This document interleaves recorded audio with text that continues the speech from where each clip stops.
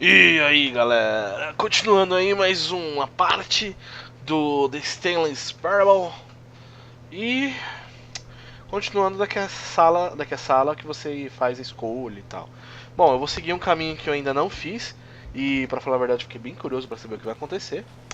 E vocês já sabem esse caminho, então eu vou correr sem ficar lendo, esperando ele falar nem nada. Coming to a Bom, staircase, Stanley walked aqui é uma upstairs opção. to his boss's office. Lembra que eu fui pra cima aquela hora. Agora eu vou pra baixo. Olha o avião, não se preocupem.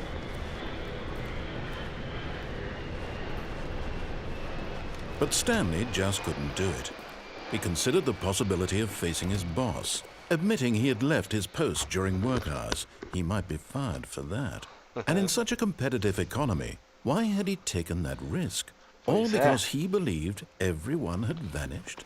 His boss would think he was crazy. And then something occurred to Stanley. Maybe, he thought to himself, maybe I am crazy. All of my co-workers blinking mysteriously out of existence in a single moment for no reason at all?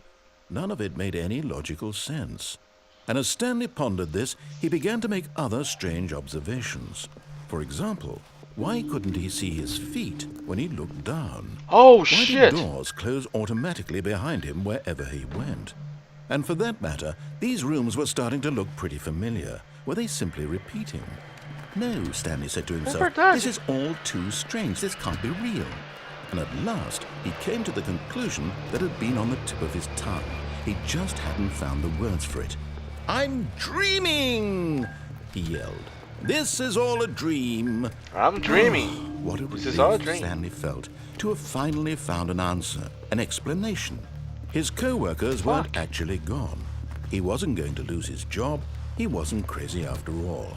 And he thought to himself, I suppose I'll wake up soon.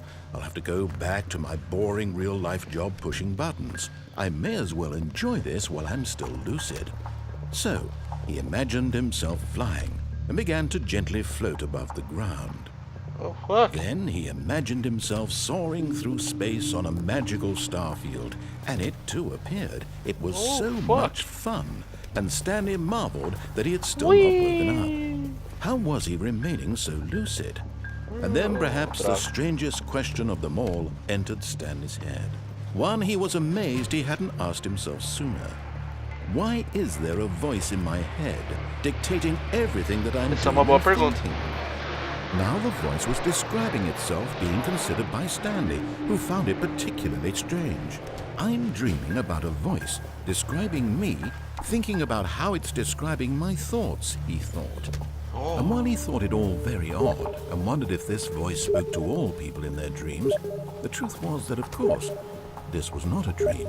How could it be? Was Stanley simply deceiving himself, believing that if he's asleep, he doesn't have to take responsibility for himself? Stanley is as awake right now as he's ever been in his life. Now, hearing the voice speak these words was quite a shock to Stanley. After all, he knew for certain, beyond a doubt, that this was in fact a dream. Did the voice not see him float and make the magical stars just a moment ago? How else would the voice explain all that? This voice was a part of himself too. Surely, if he could just... He would prove it. He would prove that he was in control, that this was a dream. So he closed his eyes gently, and he invited himself to wake up. He felt the cool weight of the blanket on his skin, the press of the mattress on his back, the fresh air of a world outside this one. Let me wake up, he thought to himself. I'm through with this dream. I wish it to be over. Let me go back to my job. Let me continue pushing the buttons. Please, it's all I want. I want my apartment and my wife and my job. All I want is my life exactly the way it's always been. My life is normal. I am normal. Everything will be fine. I am okay.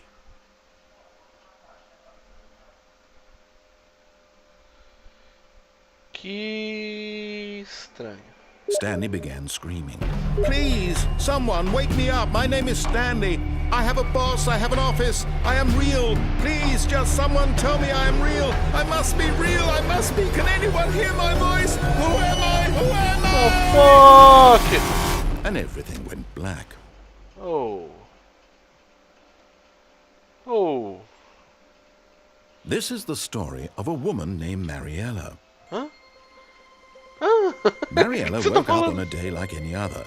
She arose, got dressed, gathered her belongings, and walked to her place of work.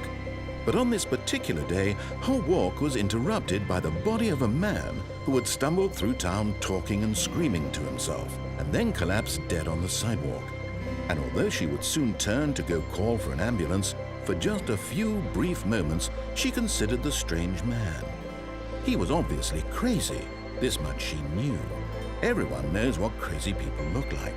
And in that moment, she thought to herself how lucky she was to be normal. I am sane. I am in control of my mind. I know what is real and what isn't. It was comforting to think this, and in a certain way, seeing this man made her feel better.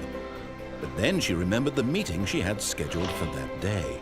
The very important people whose impressions of her would affect her career, and by extension, the rest of her life.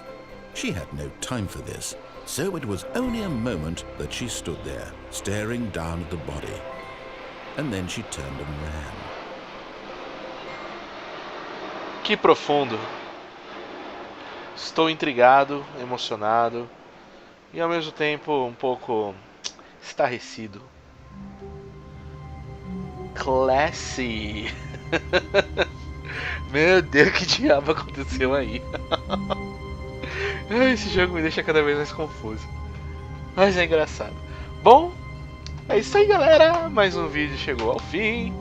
E quem curtiu o vídeo, dá um likezinho aí, por favor.